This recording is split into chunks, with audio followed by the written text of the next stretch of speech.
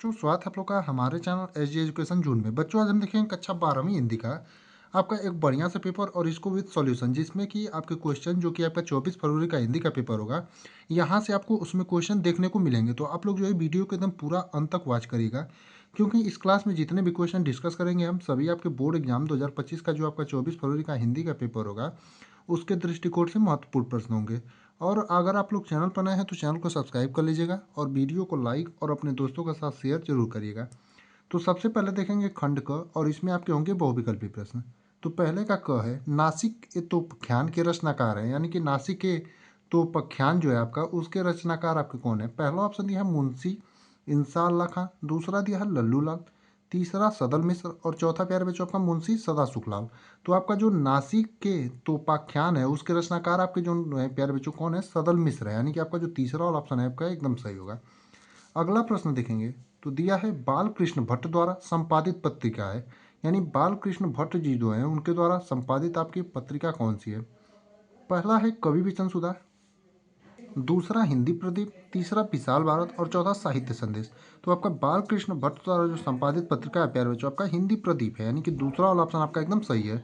यानी बाल कृष्ण भट्ट द्वारा संपादित पत्रिका कौन है, तो हिंदी प्रदीप। तीसरा है गोदान किस विधा की रचना है, तो आप सबको पता होना चाहिए, जिसमें पहला ऑप्शन दिया है कहानी, दूसरा उपन्यास, तीसरा निबंध और चौथा नाटक। तो आपका गोदान जो है किस विधा की रचना है, तो आपका उपन्यास है, यानी कि तीसरा वाला ऑप्शन आपका एकदम सही है। यानी कि गोदान आपकी किस विधा की रचना है प्यारे बच्चों, तो आपका उपन्यास है। घ वाला प्रश्न दिया है छायावादी युग के प्रमुख आलोचक हैं, यानी कि छायावादी युग के प्रसिद्ध आलोचक हैं, माफ करिए। तो आपके पहला ऑप्शन दिया भारतेंदु हरिश्चंद्र, दूसरा आचार्य रामचंद्र शुक्ल, तीसरा धर्मवीर भारती और चौथा महावीर प्रसाद। यानी छायावादी युग के प्रसिद्ध आपके आलोचक इनमें से कौन से हैं। तो आपका जो छायावादी युग के प्रसिद्ध आलोचक के प्यारे बच्चों आपके आचार्य रामचंद्र शुक्ल हैं, यानी कि तीसरा दूसरा वाला ऑप्शन जो है आपका एकदम सही होगा। अब अगला प्रश्न है रानी केतकी की कहानी के लेखक हैं, यानी आपका जो रानी केतकी की कहानी है प्यारे बच्चों उसके आपके लेखक कौन है। पहला ऑप्शन है मुंशी प्रेमचंद, दूसरा दिया है सदल मिश्र, तीसरा इंसाअल्लाह खान और चौथा मुंशी सदा सुखलाल। यानी रानी केतकी की जो कहानी है प्यारे बच्चों उसके लेखक कौन है आपके, तो इंसाअल्लाह खान है, यानी कि तीसरा वाला ऑप्शन जो आपका दिया एकदम सही होगा। यानी रानी केतकी की जो कहानी है आपकी उसके लेखक कौन है, तो इंसाअल्लाह खान। अब दूसरा प्रश्न देखेंगे तो इसमें दूसरे का क दिया है चांद का मुंह टेढ़ा है कि रचनाकार है, यानी कि आपका जो चांद का मुंह टेढ़ा है उसके रचनाकार आपके कौन है, मुक्तिबोध, दूसरा आपका अज्ञे दिया है, तीसरा भवानी प्रसाद मिश्र, चौथा गिरजा कुमार माथुर। तो आपका जो चांद का मुंह टेढ़ा है प्यारे बच्चों उसके आपके जो रचनाकार है कौन है, मुक्तिबोध है, यानी कि पहला वाला ऑप्शन आपका एकदम सही है। अब देखेंगे अगला क्वेश्चन, यानी ख में हिंदी का प्रथम महाकाव्य माना जाता है, यानी कि जो आपका हिंदी का प्रथम महाकाव्य प्यारे बच्चों उसमें किसको माना जाता है, आपका रामचरितमानस को, दूसरा दिया है रामचंद्रिका को, तीसरा पद्मावत को और चौथा पृथ्वीराज रासो को। तो प्यारे बच्चों आपका हिंदी का प्रथम महाकाव्य जो है वो किसको माना जाता है, तो आपका पृथ्वीराज रासो को, यानी आपका चौथा वाला ऑप्शन जो है एकदम सही होगा। अगला देखेंगे ग वाला प्रश्न, छायावादी स्थूल के प्रति सूक्ष्म का विद्रोह है, यह कथन है आपका सुमित्रानंद पंत का, दूसरा है डॉक्टर नागेंद्र का, तीसरा आचार्य रामचंद्र शुक्ल का और चौथा जयशंकर प्रसाद का। तो छायावादी स्थूल के प्रति सूक्ष्म का विद्रोह जो है प्यारे बच्चों आपका कथन किसका है, डॉक्टर नागेंद्र का, यानी दूसरा वाला ऑप्शन आपका एकदम सही होगा। अगला वाला है ख में कबीरवाड़ी के डिक्टेटर हैं, यानी कथन है आपका, यानी कबीरवाड़ी के जो डिक्टेटर हैं यह कथन किसका है, जयशंकर प्रसाद का, दूसरा दिया है रामचंद्र शुक्ल का, तीसरा नंद दुलारे वाजपेयी का और चौथा आचार्य हजारी प्रसाद द्विवेदी का। यानी कबीरवाड़ी के डिक्टेटर ये कथन आपका प्यारे बच्चों किसका है, तो आचार्य हजारी प्रसाद द्विवेदी का, यानी कि चौथा वाला जो ऑप्शन है प्यारे बच्चों आपका एकदम सही होगा। अब देखेंगे अंगा वाला प्रश्न, सुमित्रानंद पंत की साहित्य अकादमी पुरस्कार प्राप्त काव्य कृति है, यानी सुमित्रानंद पंत की जो प्यारे बच्चों आपकी साहित्य अकादमी पुरस्कार प्राप्त काव्य कृति इनमें से कौन सी है। पहला बीड़ा, दूसरा कला और बूढ़ा चाँद, तीसरा ग्रंथि और चौथा चिदम्बरा। तो जो आपका सही उत्तर होगा प्यारे बच्चों कला और बूढ़ा चाँद होगा, यानी दूसरा वाला ऑप्शन आपका एकदम सही होगा। अब तीसरे में जो आपका प्रश्न होगा वो गद्यांश पर आधारित प्रश्न होगा और इसमें जो आपके प्यारे बच्चों प्रश्न होंगे इसको आप गद्यांश पर आधारित जो प्रश्न हो उसको 2 से 3 बार आप ध्यानपूर्वक पढ़ें, ताकि आपको जो भी क्वेश्चन वो पता चल जाए, गद्यांश में जो छुपे हुए क्वेश्चन रहते हैं वो आपको पता चल जाए। और यहाँ से आपके 5 क्वेश्चन पूछे जाते हैं और प्रत्येक जो है 2-2 नंबर के होते हैं और यहाँ पर आपको अथवा करके 2 गद्यांश दिए रहते हैं, कोई एक आपको करना रहता है। जैसे पहला दिया आपका हमारी युवा शक्ति से संपर्क करने के मेरे फैसले का आधार भी यही रहा है, उनके सपनों को जानना और उनको बताना कि अच्छे बुरे भरे पूरे और सुख सुविधाओं से पूरे जीवन के सपने देखना तथा फिर स्वर्णिम युग के लिए काम करने सही है। आज जो कुछ भी करें वह आपके हृदय से किया गया हो, अपनी आत्मा को अभिव्यक्ति दे और इस तरह आप अपने आसपास प्यार तथा खुशियाँ का प्रसार कर सकेंगे। और प्यारे बच्चों, बहुत ही इंपॉर्टेंट आपका ये गद्यांश है, आप लोग इसको पूरा ध्यानपूर्वक देखिएगा। तो पहला प्रश्न है, उपयुक्त गद्यांश के पाठ तथा लेखक का नाम लिखिए। तो आपका उपयुक्त गद्यांश का जो पाठ है, यानी पाठ का नाम है आपका हम और हमारा आदर्श, और इसके लेखक आपके कौन है, तो एपीजे अब्दुल कलाम जी, यानी कि आपका पाठ का नाम हो जाएगा हम और हमारा आदर्श और लेखक आपका एपीजे अब्दुल कलाम। अगला है आपका रेखांकित अंश की व्याख्या कीजिए। तो आपका रेखांकित अंश क्या है, आज जो कुछ भी करें वह आपके हृदय से किया गया हो, अपनी आत्मा को अभिव्यक्ति दे और इस तरह आप अपने आसपास प्यार तथा खुशियों का प्रसार कर सकेंगे। इसका मतलब ये है कि आज आप जो भी काम करते हैं उसको अपने हृदय यानी दिल से करिए, जिससे किया गया कार्य जो आपका होता है वो अपनी आत्मा यानी आपकी आत्मा को क्या दे, अभिव्यक्ति दे, यानी कि प्रकट करना दे। और इस तरह आप जो है अपने आसपास प्यार तथा खुशियों का प्रसार यानी फैलाव कर सकेंगे, यानी बांट सकेंगे। अगला है, लेखक का युवा शक्ति से संपर्क कायम करने के फैसले का आधार क्या रहा है। यानी कि लेखक का जो युवा शक्ति से संपर्क कायम करने के फैसले का आधार क्या रहा है। तो यहाँ पर देखेंगे आप पहली लाइन में, हमारी युवा शक्ति से संपर्क कायम करने के मेरे फैसले का आधार भी यही रहा है, उनके सपनों को जानना और उन्हें बताना कि अच्छे बड़े पूरे और सुख सुविधाओं से पूर्ण जीवन के सपने देखना तथा फिर स्वर्णिम युग के लिए काम करना सही है। यही आपका जो है इसका आंसर हो जाएगा। अगला प्रश्न है, हमारे अपने आसपास प्यार तथा खुशियों का प्रसार कब कर सकेंगे। तो आप देखेंगे आज जो भी कुछ कुछ भी करें वह आपके हृदय से किया गया हो, अपनी आत्मा को अभिव्यक्ति दे और इस तरह आप अपने आसपास प्यार तथा खुशियों का प्रसार कर सकेंगे। यानी चौथे वाले का जो क्वेश्चन का आंसर है यही होगा। अगला है आपका अभिव्यक्ति तथा प्रसार का अर्थ लिखिए। यानी अभिव्यक्ति शब्द जो दिया है आपका उसका, और प्रसार जो शब्द है उसका अर्थ लिखना है। तो अभिव्यक्ति का आपका अर्थ होता है प्रकट करना और प्रसार का अर्थ होता है आपका फैलाव, यानी इन दोनों का आपका अर्थ हो गया अभिव्यक्ति तथा प्रसार का। अब वो वाला आता है, पहले जो हमने बताया वो करिए या फिर आपको अथवा करके ऑप्शन मिलता है। जैसे दिया ही, इच्छाएं नाना हैं और नाना विधि हैं और वे उसे प्रवृत्त रखती हैं, उस प्रवृत्ति से वह रह रहकर थक जाता है और निवृत्ति चाहता है। यह प्रवृत्ति और निवृत्ति का चक्र उसको द्वंद्व से थका मारता है। इस संसार को अभी राग भाव से वह चाहता है कि अगले क्षण उतने ही भाव विराग से वह उसका विनाश चाहता है, पर रोग द्वेष की वासनाओं से अंत में झुझुलाहट और झटपटाहट ही उसे हाथ आती है। तो अब देखेंगे, एक हमने आपको बता दिया, एक आपके लिए होमवर्क रहेगा। जैसे इसमें भी आपको उसी प्रकार से आंसर लिखना रहेगा। जैसे उपयुक्त गद्यांश के पाठ तथा उसके लेखक का नाम लिखिए। तो आप लोग लिखिएगा, खुद से प्रयास करिएगा, जिससे आप जो है स्क्रीनशॉट सभी प्रश्नों का मार लीजिएगा ये जो दिया आपका, और गद्यांश जो है जिससे आप सभी प्रश्नों को सॉल्व कर पाएँ, जिससे आपके पेपर में जब भी क्वेश्चन पूछे तो आप कर लें। अब अगला देखेंगे, आपका पद्यांश पर आधारित प्रश्न पूछता है और ये भी आपका जो है 10 नंबर का रहता है, उसी प्रकार जैसे गद्यांश पर होता है।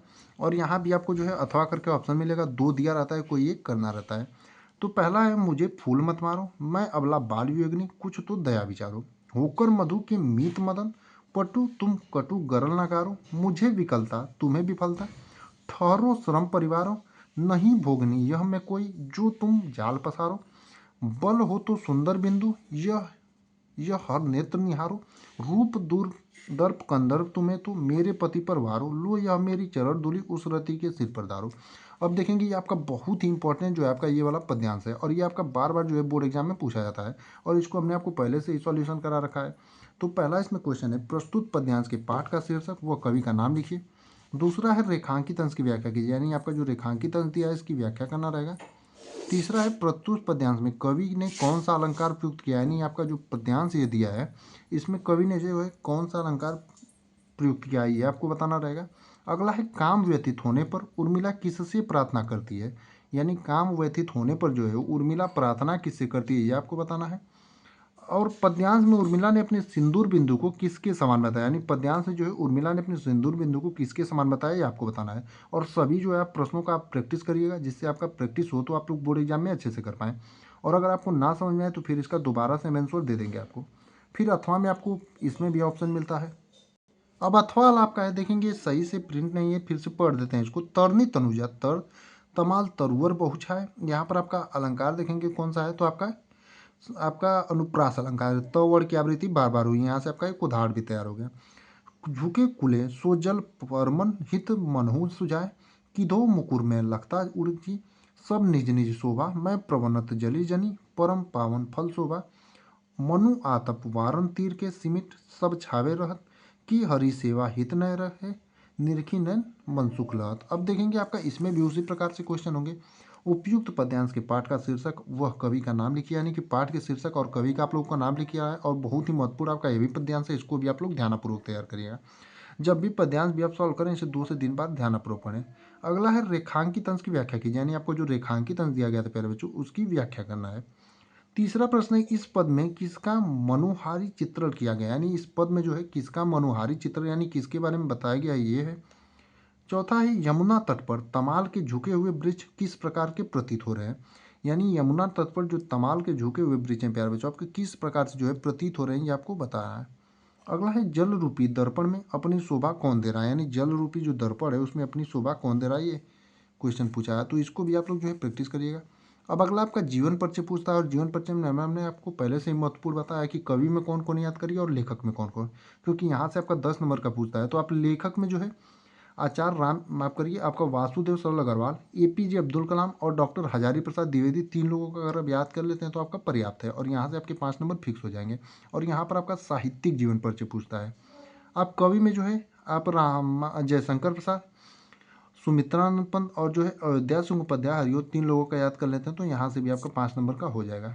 अब देखेंगे आपका जो है कहानी का सारांश लिखने के लिए आता है, तो इसमें आप लोग बहादुर और लाठी कहानी और जो है आपका कोई एक और अपने मन से जो है कहानी का सारांश याद कर लेते हो तो यहाँ से भी आपका हो जाएगा। यानी पंचलाइट, बहादुर और आपका जो है लाठी कहानी, इन तीनों का अगर आप सारांश याद कर लेते हैं तो 5 नंबर यहाँ से भी आपके फिक्स हो जाएंगे। यानी कि आपका जो सारांश वाला आता है कि कर्मनाशा की हार कहानी के प्रमुख पात्र का चित्रण कीजिए, या फिर अथवा में बहादुर अथवा खून का रिश्ता कहानी के उद्देश्य पर प्रकाश डालिए। तो कोई एक इसमें भी आपको करना रहता है, तो हमने जैसा आपके बताया बहादुर, लाठी और पंचलाइट कहानी का आप लोग पूरा अच्छे से पढ़ लीजिएगा इसके बारे में जो भी आपकी कहानी होगी। अगला आपका है स्वपठित खंडकाव्य के आधार पर किसी एक खंडकाव्य के एक प्रश्न का उत्तर लिखिए, और यहाँ से आपके 5 नंबर के पूछे जाते हैं।